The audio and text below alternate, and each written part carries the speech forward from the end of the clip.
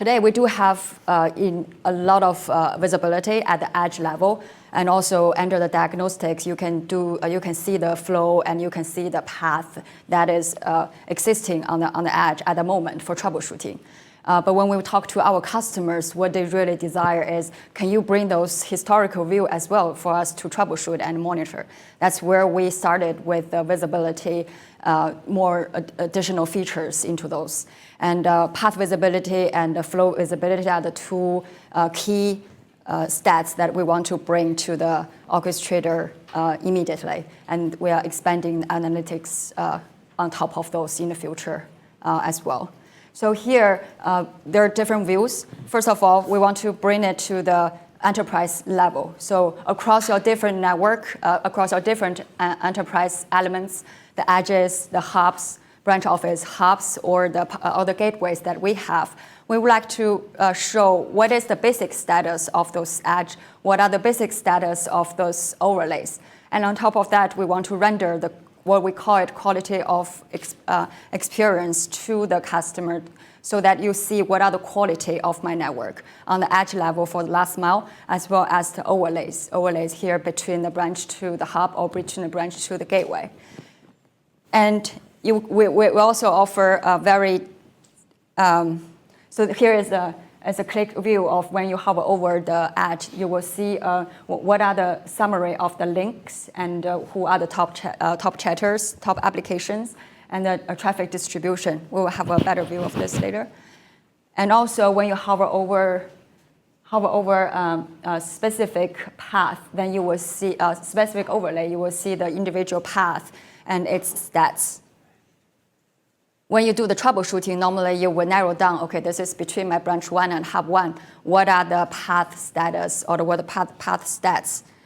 There you can double click and then look at this view. So basically we are breaking down each individual path. It's upstream, downstream, both direction.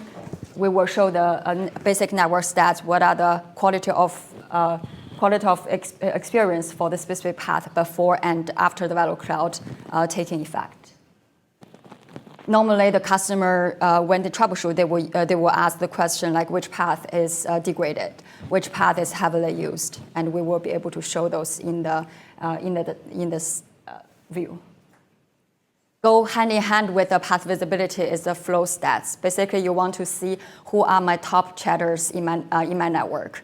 Or in my branch even. So we want to show who are the top applications used by this edge, who are the top chatters from the client side as well as destination side, and how much SD-WAN has been used on my branch. Maybe from my branch to the gateway, how much traffic is sent over there, how much traffic is sent to across my enterprise to the hub or to other branch, and how much traffic is sent just underlay directly break out from the edge to the internet.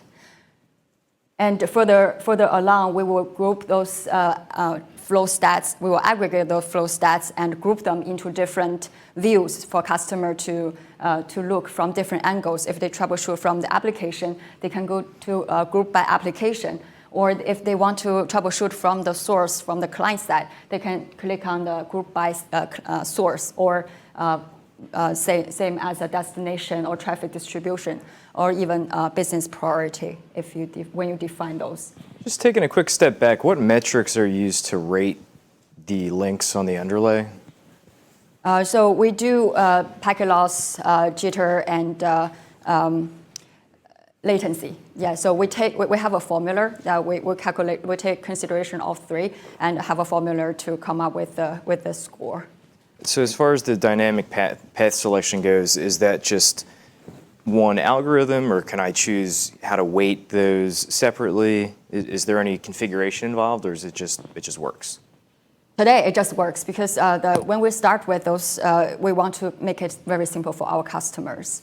But as we understand, when we start to see, especially the overseas connections, some of those may need to be changed. So we are thinking about bringing the customizable quality of experience to the UI, so the customers you can basically configure, customize it. So as it stands right now, there's no way to configure or modify the dynamic path selection algorithms? Yes, that is correct. So I think it is an item that we still have on the roadmap because we do, like as Fran mentioned, have a couple of customers that have specific link conditions like satellite links or very remote locations where you need to tweak the algorithm a little bit. But today, like I think in the high 90%, it's going to work for the majority of our customer base. Gotcha. Yeah, one thing we wanted to bring out to those with ability as well is you can make this quality of experience QoE scores selectable. So basically, if you think your network is out of range, you don't want to look into those, then definitely you can go back to the very basic, whether my overlay is stable or not, is it down, is it up? So those level of information we will be able to bring up as a default view. And then if the customer, which most of our customers do like the QoE scores, they can definitely render those onto the UI. Okay. Any other questions before I switch gear? Okay. So next, let's look at the security area. So we do have we announced the security ecosystem in the past, and we are continuously expanding that portfolio. Here is the overview of what we offer today. From very simple, if the branch office doesn't need to have a full security functionality, if they are okay with using the application aware, deny, or allow functionality, we call it access control list, then they can just go with the embedded firewall inside our edge. If they want to go further with the next-gen firewall, then we do have the option to enable the VNF on the edge itself, where we will double-click on that in a little bit. And for customers who still prefer to backhaul all the traffic into the data center and leverage the data center firewall or that exists today, then definitely this topology is supported with no further configuration changes. And moving forward, when we start to see more cloud adoption, the CASB come into the marketplace where we see customers started to send traffic to the CASB service providers. And we have a double click on that as well. What is the plan for the integration of the VeloCloud with the NSX in terms of security groups, security policies, so that I truly can extend the single pane of policy into this as well? Is that something that's there today? It's coming? If it's coming, can you describe a little bit about what you're looking at? Sure. So today we have a couple of integrations that are active. They're more interoperability items where you can deploy a VeloCloud edge next to an NSX edge and then extend the segments out and do BGP pairing to the DLR on the NSX side. So that is one mechanism. We also have the ability to build IPsec tunnels from the gateway or from the edges directly into the NSX as well. The item that you were talking about the single pane of glass for policy, that is a roadmap item that we're still pursuing at this time. And just to be clear, because you mentioned DLR, you're talking NSX V in that instance, right? Yes, that is correct. T also works, I believe, yes. Okay.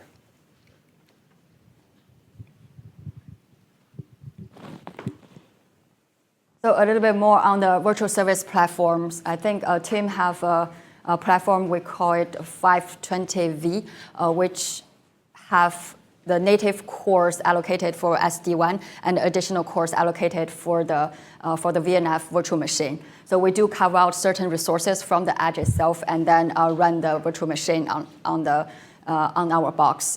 Our box. And the automation here is the VNF lifecycle management. So basically, you don't have to worry about how do I enable the virtual machine, how do I connect it to the network. We automate the service insertion from our VCO natively. And also the licensing validation is also enabled. I think last NFD, we had a demo for this with the Palo Alto. So are these just partner organizations, or can someone choose what they want to insert from a VNF perspective? So we are expanding the portfolio. Today, we already GA'd Palo Alto virtual machine or Palo Alto firewall, and our next movement is on the checkpoint, which All will right. be available So soon. it's limited, but you guys are continuing to expand Yeah. what offerings are available there. Exactly. Yes, so And, yeah. we're pursuing use cases effectively, right? We see that customers typically have like a security use case, and we're statically chaining in a select series of partners so that it's well tested, well integrated, and so on. We're not aiming to be a general service chaining platform there. Yep, understood. It's the same to use the same GUI, for example, to make the configuration of the. Yeah, so like if you want to deploy the Palo Alto VNF, that it happens through the VeloCloud orchestrator, and we can also tie in the license management there. So you can immediately plug in your VNF license in the orchestrator, and then that gets communicated. The VNF gets automatically service chained into the workflow as well. Okay. Yeah, the goal here is to consolidate the box so you don't have to deploy multiple boxes for the single branch office, and also simplify the management. But to be clear, the management, when you want to configure different policy rules, it will still go to Palo Alto Panorama portal, which is separate than the orchestrator. So, is there any performance impact on the SD-WAN functions on the edge device when you're running a virtualized firewall as well? that's why additional resources allocated for this. So basically, the goal is to minimize the impact on the SD-WAN functionality. Yes, they are dedicated cores, so there is not really an impact on the performance. So it's 2 cores for the SD-WAN, 2 cores for the VNF solution. Totally different of the Different cores, yes, completely segregated. Still an impact, but you're minimizing it. The idea we're is still going to have whatever latency is involved with passing the packet along and having it do the processing on it, and however heavy that is. Yes, but I think impact was about performance, I believe, right? That was the question. So Well, yeah. So it's you're not going to because get. Are you making sure there's enough resources in there to be line rate at every Yes, so feature enabled for Palo? up to those 200 megs, basically. So like we're guaranteeing 200 megs through Palo Alto as well. Oh, okay. That's the idea. Does that include even the IPsec tunnels if you're building VPNs to them? Yeah, so we always report performance numbers with all services turned on. Okay. So what about something like application identification? If Palo Alto is doing that, does it pass it on to the VeloCloud to apply the policies to the application, or do you have to go through that process again on the VeloCloud side to say, oh, this is a voice app, so I'm sending it over this tunnel versus... Yeah, that part is still separate. So the application. So that processing is happening twice, that application ID. Is that something you can change in the future? Or? That's a I That's a think good we're point. looking at the standardization community to see how we can best interoperate with that. I think there's multiple attempts to drive a standard forward, but it's still nascent, I would call it this time. It's a tall order. It's a tall order indeed, yes. What? You weren't on board with IFMAP way back in the day? Yep. So the next part of this is the CASB use cases.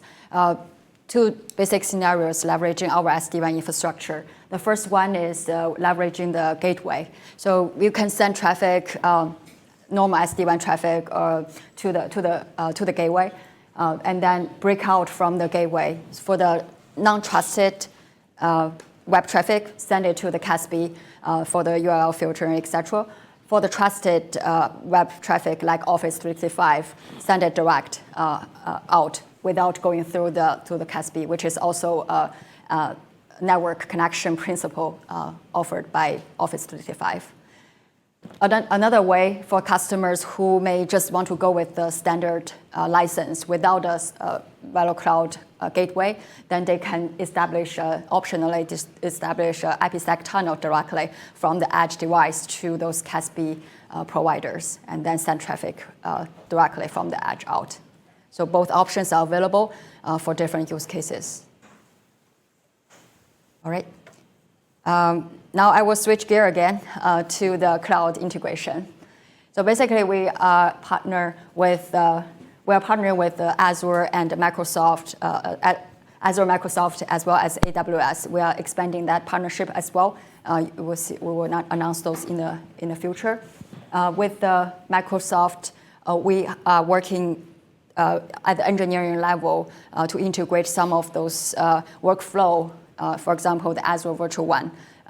You guys might have heard about it, and we will have a demo by Jaspreet in a bit. before we jump into that, basically we would like to cover the use cases for our SD-WAN to connect to the IaaS. What are the options? There are two options, simple. First one is IPsec from the gateway. For our customers who just want to leverage the gateway without adding additional components to their IaaS infrastructure, then they can establish IPsec from the closest gateway to those IaaS. And then send traffic, still keep the SD-WAN benefits along the way, and then to use the gateway as a handoff. The benefit of this is you don't have to manage additional servers inside the IaaS. And also you can leverage all the internet traffic, all the internet links from your branch to those gateways. The second use case is when the customers, they use the IaaS not just for simple workload, but they may want to position it as a virtual hub location. Then they can optionally deploy virtual edge inside the IaaS. So we do have the virtual edge available today in the marketplace for Azure and AWS. The benefit of this is, of course, expanding the SD-WAN all the way to the IaaS cloud, and then you have more flexible topologies from this option. So in the first use case, the gateway to the cloud is built by VeloCloud. Correct. So based on where the IaaS VPN gateway is, or we got the IP address, and we will find the closest gateway to those IaaS destination, and then establish the IPsec tunnel. And in that path, you keep all your customers' traffic isolated from each other? Exactly. So each IPsec tunnel, each IPsec tunnel is per customer per segment. So if your customer have 5 different segments, 5 different VRFs, then you can establish 5 different tunnels. Yeah. And the SD-WAN overlay, is that a proprietary overlay if it's not IPsec? Yeah. So when I talk about SD-WAN overlay, it is the dynamic multipath optimization technology applied to the layer 3 overlay that we put up. An encryption component. Yes, it is a proprietary technology. It's IANA registered protocol, UDP 2426 at this point. But it is proprietary. We looked at standard-based protocols at this time, and we couldn't really find a protocol that fit the bill, so had to go on our own. That's fine, others do it as well. Yeah. And how about the routing protocol between the branches? Is that proprietary as well? Within the SD-WAN realm, yes, it is a proprietary because we're looking at very high-scale routing protocols that can go into multiple 10,000s of locations. But outwards towards other components, we use standard-based protocols. We use OSPF and BGP there. So. Are you guys doing dynamic routing out of like in AWS if someone spins up a net new VPC with a net new address block, and then they join that to the transit gateway? Right. You guys are going to automatically pass routes based off of that join for the transit gateway, or are you guys reading anything out of AWS in terms of the config for? So today it is indeed manual reading the config, but we're looking to automate that through BGP as well. Okay. Yeah. We'll go with the static first, and then we'll add a routing protocol later on. Yep. Seems like I'm running out of time. But this is what Jasper will demo. Actually, we are partnering with the Azure Virtual WAN group from the PM to engineering side. The whole point of Azure Virtual WAN, from what we understand, is it has a high scale and throughput VPN head end to get into Azure. And within Azure, you have optimized routing as well as the low latency backbone supporting within Azure. So our goal is to automate the whole process for the customers who prefer to use Azure Virtual WAN as their main workload provider, infrastructure provider, and also leverage our last mile optimization between the edge and the gateway. Are you guys doing any integration with like ExpressRoute because ExpressRoute works with Azure Virtual WAN? So you can choose either path depending on which way you're coming. Well, can I answer that? So ExpressRoute is not fully integrated with Azure Virtual WAN as of now. Right. But when they do it, right, of course we will tie into that. Right, because it's the same thing with Direct Connect for Same thing. AWS. Same thing with VNet, tying in VNets, tying in ExpressRoute into the hub, right? So I'll explain more in the demo. Okay. Yeah, so Azure Virtual WAN as itself is a growing product or growing solution as well. So we will definitely add more features along when they add more. Yeah. And just very quickly, all the automation behind the scene is via API. So different handshakes. This is a very high level API authentication so that we both understand each other. And then you create a VPN site presenting the VeloCloud site. And then we download the configuration file and synchronizing a VPN configuration so that both sides have the same information. And then the next is to build a redundant IPsec between us and Azure.